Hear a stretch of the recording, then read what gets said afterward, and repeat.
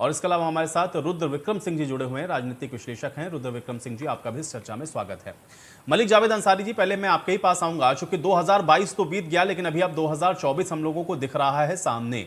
2022 में जो प्रदर्शन रहा भारतीय जनता पार्टी को, वो तो अभी उसको और आगे बढ़ाते हुए 2024 की तैयारियों में अभी से लग गई है। कांग्रेस पार्टी इसको किस तरह से देखती है और कांग्रेस पार्टी की 24 को लेकर के क्या तैयारियां हैं, किस तरह से आप लोग और किस नई रणनीति के साथ आप जनता के बीच में जाने वाले हैं और तैयारी आपकी क्या है? आपका पहला रिएक्शन मैं इसके ऊपर चाहूंगा। हमारी सबसे पहले तैयारी तो अध्यक्ष बनाने की है, नया अध्यक्ष चुनने की है। 4 करोड़ से ज्यादा हमारी मेंबरशिप हो चुकी है और अगले 3 दिन में वो डेडलाइन खत्म हो जाएगी। फिर अगस्त के आसपास हमारा चुनाव होगा तो नया अध्यक्ष मिलेगा, प्रदेशों में नए अध्यक्ष होंगे, काफी संगठन में बहुत पॉजिटिव बदलाव होंगे और एक नए जोश से, एक नए तरंग से कांग्रेस को आपको देखने को मिलेगा, उत्तर प्रदेश में भी और पूरे देश में भी।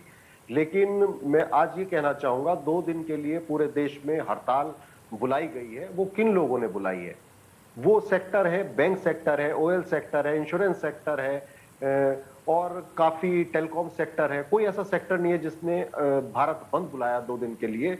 वो क्यों बुलाया? देश में इतना बड़े स्तर पे निजीकरण हो रहा है, बैंकें बिल्कुल त्रस्त हो चुकी हैं, बिल्कुल अब मैं कहूंगा जीरो पे आ चुकी है हमारी बैंकें। पिछले 7 साल में 5,35,000 करोड़ के बैंक फ्रॉड हुए, 21 लाख करोड़ के एनपीए हो गए, 11 लाख करोड़ के लोन वेव ऑफ कर दिए गए, 8,17,000 करोड़ के बट्टे खाते में पैसा डाल दिया गया। तो बैंकों का इतना बुरा दशा 70 साल में नहीं हुई जितनी अभी है। और महंगाई तो आप जानते ही हैं किस स्तर पे है। अभी पिछले हफ्ते 950 का सिलेंडर कर दिया है और औरंगाबाद में 115 प्रति लीटर पेट्रोल बिक रहा है। तो देश में जो महंगाई है, बेरोजगारी इतने बड़े स्तर पर फैल गई है कि आज भारतीय जनता पार्टी के लिए रास्ता आसान नहीं है। कल ही परसों एक ऐलान हुआ है कि हम फिर राशन देंगे अगले 6 महीने के लिए। लेकिन मैं प्रधानमंत्री जी की सोच से के खिलाफ हूं, क्योंकि अब देश के लोग राशन नहीं मांग रहे हैं। हाँ, कोरोना काल में लोगों को आवश्यकता थी, जो गरीब लोग थे उनको जरूरत थी राशन की, वो सही टाइम था। अब लोग रोजगार की तरफ देख रहे हैं, क्या आप काम दे रहे हैं, किस तरीके से छोटे उद्योगों को, किस तरीके से छोटे दुकानदारों को आप काम देने का काम करेंगे। अब ये सरकार का गठन हुआ उत्तर प्रदेश में, आपने काफी डिटेल में बताया।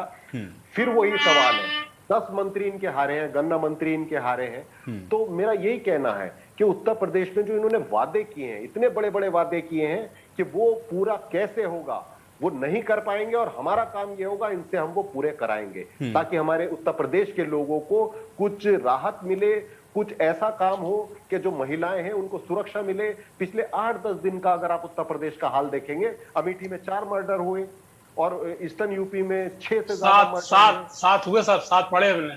देखिए, अब ये मुझे करेक्ट कर रहे हैं, तो पिछले 10-12 दिन में 10 से ज्यादा मर्डर हो चुके हैं। तो लॉ एंड ऑर्डर की सिचुएशन पहले भी थी और आज भी थी, आज भी है। लेकिन भारतीय जनता पार्टी के झूठ ने पूरे देश के, पूरे प्रदेश के वोटरों को फिर से गुमराह करने का काम किया है। क्योंकि हमारा जो सच है वो 1 किलोमीटर चलता है और भारतीय जनता पार्टी का झूठ 100 कोस चल जाता है। तो हमारी मार्केटिंग में थोड़ी प्रॉब्लम रही है कि हम सच बात भी लोगों तक पहुंचाने में फेल हुए हैं और भारतीय जनता